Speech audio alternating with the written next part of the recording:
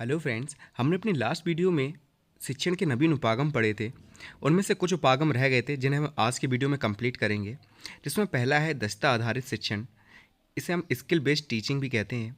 बालक को ज्ञान प्राप्ति के साथ ही समाज में विशिष्ट स्थान बनाने के लिए किसी क्षेत्र में विशिष्ट दक्षताएं प्राप्त करनी होती हैं, जैसे कि चित्रकला, संगीत, नृत्य, टंकन, बागवानी, डिज़ाइनिंग, कंप्यूटर आदि। दक्षता के दो स्वरूप हैं, भौतिक और मानसिक। दक्षता आधारित शिक्षण से तात्पर्य है दक्ष अध्यापकों द्वारा ऐसा शिक्षण जो छात्रों को ज्ञान प्राप्ति में दक्ष बना सके, अर्थात छात्रों में किसी न किसी दक्षता का विकास करे जिससे वह उस ज्ञान का भविष्य में प्रयोग कर सकें। देखिए, दक्ष का मतलब होता है स्किल्ड होना। अगर आप किसी भी विषय से रिलेटेड स्किल्ड होना चाहते हैं तो उसमें विशेष नॉलेज दी जाती है उस सब्जेक्ट से रिलेटेड, और जो स्पेशल नॉलेज देते हैं वो दक्ष अध्यापक होते हैं, और जिस तरह वो पढ़ाते हैं वो दक्ष शिक्षण कहलाता है।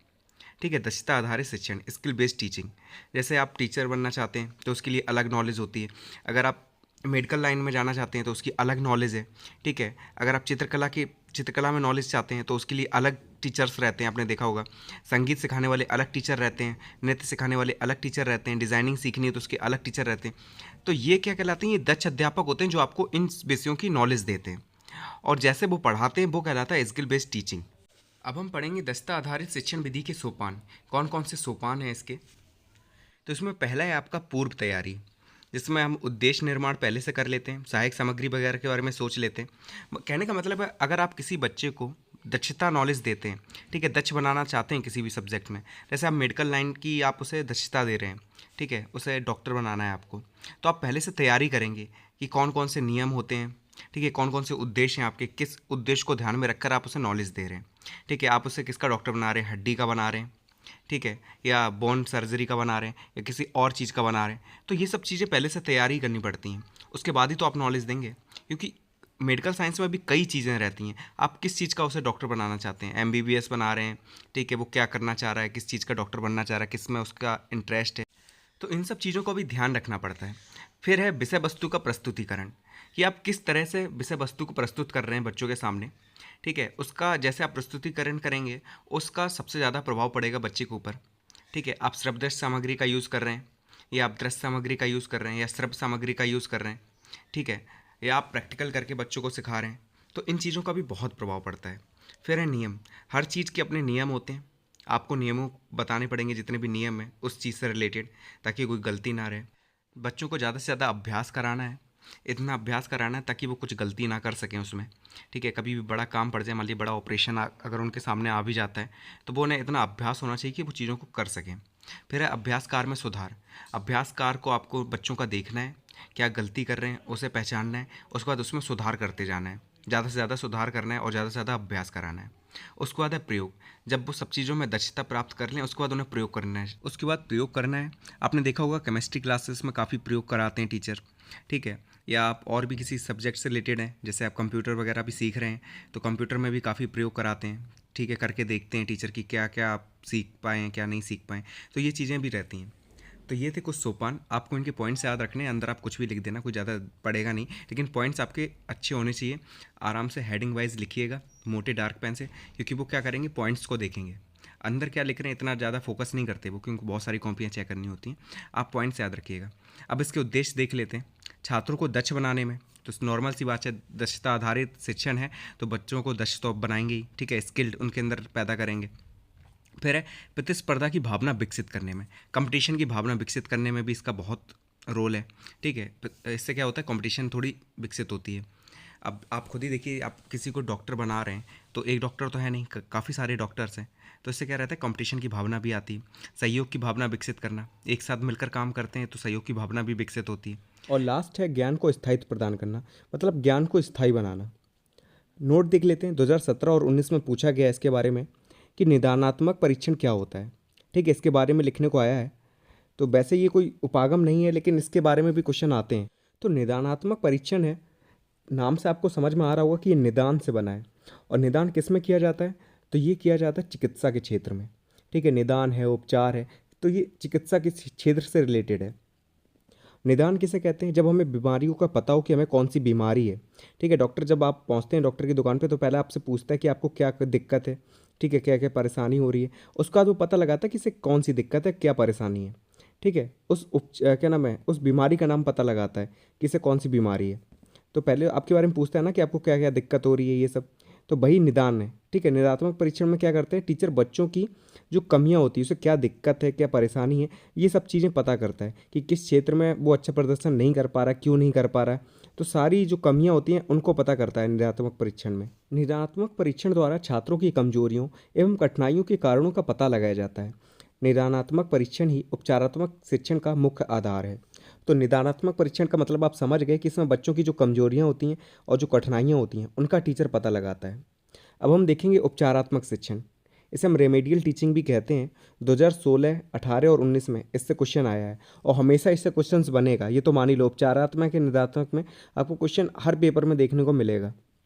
तो उपचारात्मक शिक्षण का अभिप्राय उस शिक्षण से है जिसका प्रयोग छात्रों की कमियों या कठिनाइयों को दूर करने के लिए किया जाता है। निदानात्मक में क्या कर रहे थे, हम कमजोरियों को पता लगा रहे थे, लेकिन इसमें क्या कर रहे हैं, हम उसे दूर कर रहे हैं। उपचारात्मक शिक्षण का मुख्य आधार निदानात्मक परीक्षण ही है। निदानात्मक परीक्षण में अधिगम संबंधी कठिनाइयों, कमजोरियों, अक्षमताओं को कारणों का पता लगाया जाता है और उपचारात्मक शिक्षण की उचित व्यवस्था करके इनको दूर किया जाता है। अर्थात जैसे निदान होता है वैसा ही उपचार भी होता है। ठीक है, तो निदान में क्या कर रहे हैं, हम कमजोरियों का पता लगा रहे हैं, जो जो दिक्कत हो रही है बच्चे को पढ़ने में, क्या समस्या आ रही है, उनका पता लगाते हैं। और उपचारात्मक शिक्षण में उन कमियों को, उन परेशानियों को दूर किया जाता है। अब हम देखेंगे उपचारात्मक शिक्षण का उद्देश्य या महत्व। तो पहला है बालकों की क्षमताओं को उचित दिशा में मोड़ने में उपचारात्मक शिक्षण। ठीक है, कमियां पता कर रहे हैं, तो जब कमियां पता कर रहे हैं तो पता चलता है कि बच्चे की क्षमता क्या है, तो उन क्षमताओं को उचित दिशा में मोड़ने में भी इसका महत्व है। फिर इस विद्यार्थियों में शिक्षण के प्रति रुचि उत्पन्न करना। ठीक है, आपको समझ में आ जाएगा इससे कि बच्चों की रुचि क्यों नहीं बन रही है पढ़ने में, उन्हें क्या समस्या आ रही। आप समस्या दूर कर देंगे तो उनकी रुचि उत्पन्न हो जाएगी। फिर है विद्यार्थियों की दोषपूर्ण आदतों को समाप्त करके उनको आदर्श एवं उत्तम रूप प्रदान करना। फिर है विद्यार्थियों की अधिगम संबंधी कठिनाइयों को दूर करके भविष्य में भी उनसे मुक्त करना। मतलब आप बच्चों की कमियों को समझ जाएंगे तो क्या करेंगे, उन्हें दूर करने का प्रयास करेंगे। अगर वो कमियां दूर हो जाएंगी तो अधिगम संबंधी कठिनाइयां अगर दूर हो रही तो फ्यूचर में भी उन्हें दिक्कत नहीं होगी। फिर है विद्यार्थियों में आत्मविश्वास को जन्म देना। बच्चों की कमियां दूर हो जाएंगी तो उसमें आत्मविश्वास अपने आप बढ़ेगा। ठीक है, चीज़ों को लेकर उत्साहित रहेंगे, रुचि बढ़ेगी तो आत्मविश्वास भी बढ़ेगा। अब हम देखेंगे उपचारात्मक शिक्षण की विधियाँ, कि कौन सी विधियाँ हैं जिनसे उपचार किया जा सकता है बच्चों का। प्रश्न आया था मंदबुद्धि छात्रों के लिए उपचारात्मक शिक्षण किस प्रकार किया जाना चाहिए, कि जो मंदबुद्धि बालक हैं उनके लिए उपचारात्मक शिक्षण किस प्रकार से किया जाना चाहिए। ये प्रश्न आया था 2016 में। तो ऐसा प्रश्न आता है तो आपको इन्हीं विधियों को लिखना है। पहला है छोटे छोटे समूहों में विभाजित कर उनकी आवश्यकता अनुसार शिक्षा प्रदान की जाए। मतलब क्या करना है, आपको बच्चों को छोटे छोटे समूह में विभाजित कर देना है और जैसी उनकी आवश्यकता है उस हिसाब उन्हें पढ़ाया जाए। जैसे एक ग्रुप बना दीजिए आप जिसमें ज़्यादा होशियार बच्चे हैं, एक ग्रुप बना दीजिए जिसमें मिक्स बच्चे हैं, एक ग्रुप बना दीजिए जिसमें कमज़ोर बच्चे हैं। तो ऐसे करके उन्हें शिक्षा देंगे तो अलग प्रभाव पड़ेगा उससे। फिर है पुनरावृत्ति व गृहकार का प्रयोग किया जाना चाहिए। मतलब एक चीज़ को सिर्फ एक बार पढ़ा के नहीं छोड़ना है, उसे कई बार बताना है बच्चों को, और गृहकार भी देना है ताकि वो घर में भी जाके काम को करें और चीज़ों को सीखें।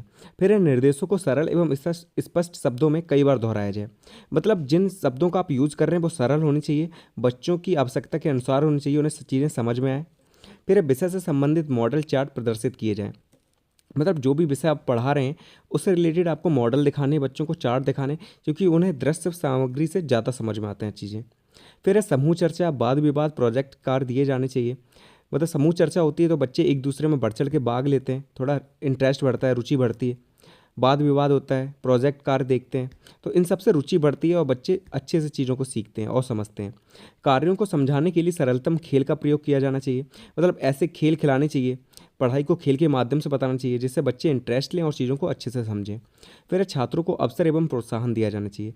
तो जितने भी छात्र हैं उन्हें अवसर दें, नई नई चीज़ों में भाग लेने के लिए उन्हें प्रोत्साहित किया जाए तो बच्चे और अच्छा करते हैं। अब हम पढ़ेंगे बहुकक्षा एवं बहुस्तरीय शिक्षण, इसे मल्टी क्लास एवं मल्टीग्रेड टीचिंग भी कहते हैं। 2016 में बहुकक्षा शिक्षण के बारे में पूछा गया है एग्जाम में, तो इसे अच्छे से पढ़िएगा। बहुकक्षा शिक्षण का सीधा अर्थ है एक शिक्षक द्वारा एक से अधिक कक्षाओं को एक साथ पढ़ाना। इसमें शिक्षक एक से अधिक कक्षाओं के छात्रों को एक साथ बिठाकर शिक्षण देता है। जैसे कक्षा 1, 2, 3 के बच्चों को एक साथ मिलकर पढ़ाना। इसमें छात्रों को समूह में बांटकर उन्हें कार्य दिया जाता है जिससे वे एक दूसरे के साथ चर्चा करके, सहयोग करके विषय को समझते हैं। इस शिक्षण में कविता पाठ, लोकगीत, नाटक, अंताक्षरी को विशेष महत्व दिया जाता है। नोट करने वाली बात यह है कि कक्षाओं की कमी होने पर ये टीचर जो होते हैं इन चीज़ों को अपनाते हैं, बहुकक्षा शिक्षण को। अब इसके बारे में शॉर्ट में समझ लेते हैं कि जो बहुकक्षा शिक्षण है, नाम से आपको समझ में आ रहा होगा, इसमें क्या करते हैं, बहुकक्षा मतलब कई सारी क्लासेस को बिठा के एक साथ बिठा के पढ़ाया जाता है।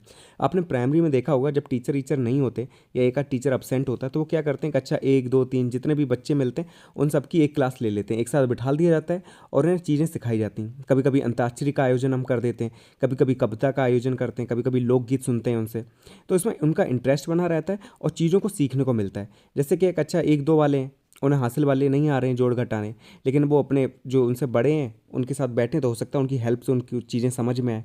तो कई बार हम ऐसा करते हैं और इसी को कहते हैं हम लोग बहुकक्षा शिक्षण। जब एक साथ कई क्लास के बच्चे बैठा के पढ़ाए जाएं तो वो कहलाता है आपका बहुकक्षा शिक्षण। अब हम देखेंगे बहुस्तरीय शिक्षण। बहुस्तरीय शिक्षण को मानसिक स्तरीय शिक्षण भी कहते हैं। एक ही कक्षा में अलग अलग तरीके एवं अलग अलग गति से सीखने वाले बालक होते हैं। जब एक शिक्षक एक ही समय में कक्षा के प्रत्येक बालक को उसके स्तर के आधार पर समूह में शिक्षण कार्य करता है तो इसे बहुस्तरीय शिक्षण कहते हैं। एग्जाम्पल क्या है, किसी कक्षा में गणित विषय में तेज, मध्यम, धीमी गति से सीखने वाले विद्यार्थी हैं तो उन्हें कठिन, मध्यम एवं सरल प्रश्न देकर हल कराना। कहने का मतलब है बहुस्तरीय, नाम पे जाइए आप, ठीक है। बहुस्तर मतलब बहुत सारे स्तर हैं शिक्षण के, ठीक है। तो आपने देखा होगा कि आपकी क्लास में कुछ बच्चे होते हैं बहुत ज़्यादा होशियार होते हैं, कुछ कम होते हैं और कुछ मीडियम आते हैं, ठीक है। वो थोड़ा पढ़ लेते हैं तो पास हो जाते हैं, अगर नहीं पढ़ेंगे तो फेल हो जाएंगे।